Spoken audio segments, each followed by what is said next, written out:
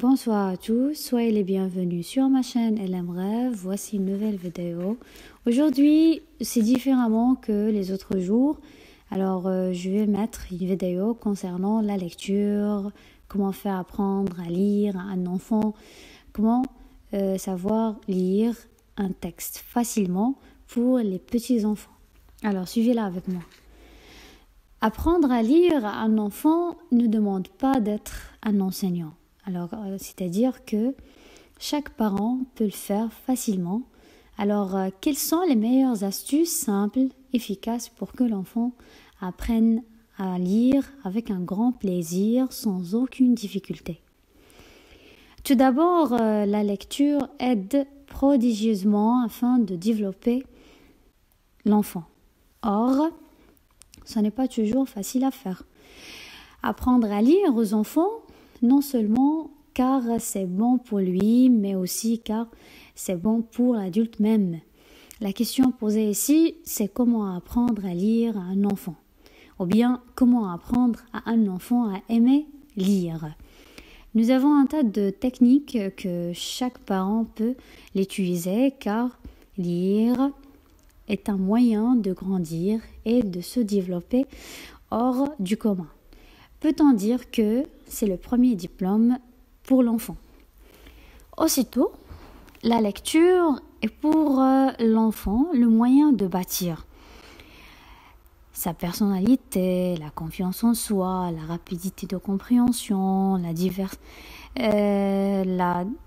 discernement, la justice du jugement, le sens de la justice, l'écoute, le sens de l'évasion, la liberté, la créativité, l'indépendance, la maturité, ainsi de suite. Alors, ce sont des avantages les plus importants et la liste ne s'arrête pas là. Voici quelques astuces pour apprendre à lire à un enfant. Il y a des qualités qui se développent en lisant: le sens critique, l'espérance, le courage et la prise de décision et de parole. C'est pourquoi les enfants qui lisent sont plus développés que ceux qui ont été élevés devant la télé. Alors, la qualité qui est plus intéressante dans la perspective. Alors, nous prenons par exemple la confiance en soi.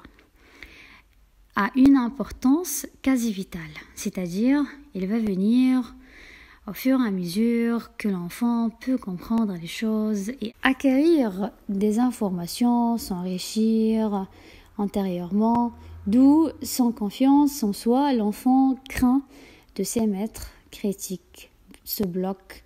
En général, le manque de confiance en soi amène de nombreux échecs. Prenons aussi l'humilité. Alors, une autre qualité immense, alors elle permet de ne pas tout savoir d'avance, de juger d'après ses propres critères. L'enfant découvre qu'il obtient des réponses en posant des questions. La démarche ouverture d'esprit, l'enfant sait ce qu'il ne sait pas tout et il apprend. Il peut savoir, au contraire, un enfant qui n'a pas eu cette culture sera écrasant, domineur, ce qui le laisse nuira à son parcours. Aussi, nous avons la curiosité. Alors, souvent mal jugée, la curiosité a été confondue et assimilée à l'indiscrétion. Souvent, on voit des parents rebrouer leurs enfants dans les magasins parce qu'ils ne veulent pas paraître mal élevés. Si l'enfant est curieux et pas dérangeant, mieux vaut lui laisser la bride sur le cou. La curiosité est le moyen par excellence pour découvrir, évaluer, avoir la capacité de changer de vie, aller au-devant, apprendre la créativité en dépend. C'est assurément que une qualité dont la société dite moderne manque puisqu'il ne parvient pas à résoudre des problèmes pourtant simples. On manque d'enfants qui aient lu. Alors, le monde moderne a de gros problèmes. La lecture régresse chez la plupart au profit de l'écran, mais la lecture évolue dans certains milieux où l'on est en avance sur le plan du développement personnel. On sait que les écrans sont nocifs pour la santé et la créativité. Alors, je viens d'arriver à la fin de la vidéo. Je vais faire un deuxième rendez-vous pour la prochaine vidéo. Soyez toujours au rendez-vous.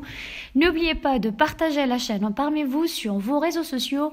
Laissez-moi un commentaire et j'aime. Merci. À bientôt.